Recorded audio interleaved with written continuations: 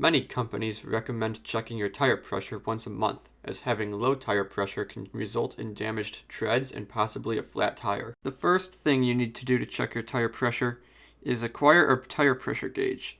These can be digital, pencil style, or analog. Then look for the tire information sticker often found on the inside of the driver's door. Check the pounds per square inch or PSI number that your tires should have. Next, remove the cap from the valve stem. Insert the tire pressure gauge, and check the display to see if you are under, over, or meet the PSI number found on your tire information sticker. If you need to fill your tire with air, many gas stations have air pumps. Follow the instructions found on the air pump machine and fill your tire with air. Many gas station air pumps have gauges built onto the hose, such as the one you see here, that help you check your tire pressure as you fill it up with air.